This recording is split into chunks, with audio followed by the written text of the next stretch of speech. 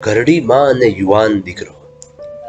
આજે એક ગામડાના વિધવા માજી તાલુકા મથકના મોબાઈલ વાળાને વારંવાર વિનંતી કરતા હતા કે આમાં કેવું બેલેન્સ નાખે, મારા દીકરાને મુંબઈ ફોન જ નથી લાગતો. મોબાઈલ વાળાને મેં પૂછ્યું કે ભાઈ શું છે? મોબાઈલ વાળાએ એકદમ ધીમા અવાજે કહ્યું, આ માજીને એકનો એક છોકરો છે, 40 વીઘા જમીન છે. માજીના ઘરવાળા ગયા મહિને મરણ થયા છે. સરકારી નોકરી હતી, પેન્શન આવે છે, પણ દીકરો અને વહુ મુંબઈ લઈ જતા નથી અને વાડી હાચવવા રાખ્યા છે. મોટા બંગલામાં એકલું એકલું લાગે એટલે માજી મુંબઈ ફોન કર્યા કર થયા હશે. આધુનિક વહુ એને નથી ગમતું કે એમનો હસબન્ડ એટલે કે આ માજીનો દીકરો દિવસમાં 10 વાર એની મમ્મી સાથે વાત કરે, એટલે માજીનો મોબાઈલ નંબર બંને જણે બ્લોક કરી નાખ્યો છે. મેં એક મોટો નિસાસો નાખી અને મજબૂત થઈ માજી પાસે બેસીને કહ્યું, બા તમારો મોબાઈલ આપો, હું રિપેર કરી આપું. માજી માટે ચા મંગાવીને હું મોબાઈલ વાળાએ બનાવેલી ચેમ્બરમાં ગયો. માજીના દીકરાને મારા મોબાઈલમાંથી ફોન કર્યો, મારું નામ આપ્યું અને કહ્યું કે આ માજી જમીન વેચવા મારી ઓફિસ પર આવ્યા છે. 1 લાખનો વીઘો જમીન કે છે, તમને મંજૂર છે ને? મુંબઈ ઘરો ઉછળ્યો, અરે બાપુ 10 લાખની વીઘો જમીન એમ 1 લાખમાં થોડી વેચી દેવાય.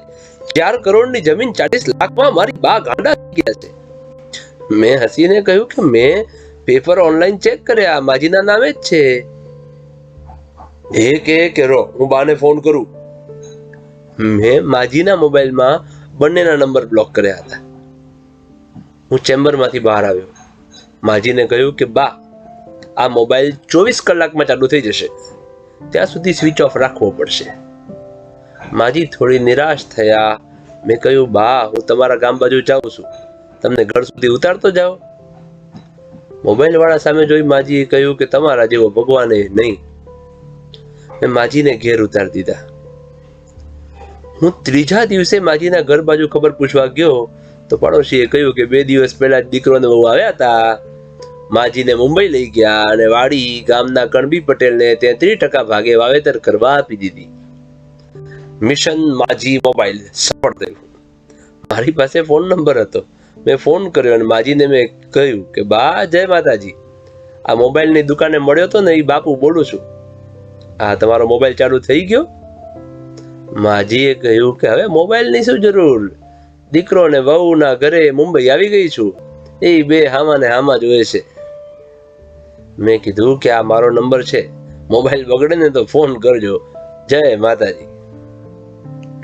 કથા અહીં પૂરી થાય છે, પણ સમાજ કેટલી હદ સુધી પહોંચ્યો છે. જે માએ જન્મ આપ્યો એ માને એટલા માટે રાખવાની કે સંપત્તિ કોઈને વેચી ના દે.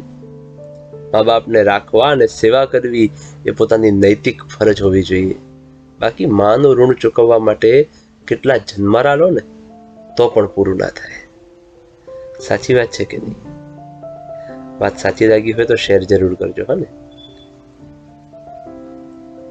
વિડીયોને લાઈક કરી ચેનલને સબસ્ક્રાઇબ કરવાનું ભૂલશો નહીં. ધન્યવાદ. જય શ્રી કૃષ્ણ.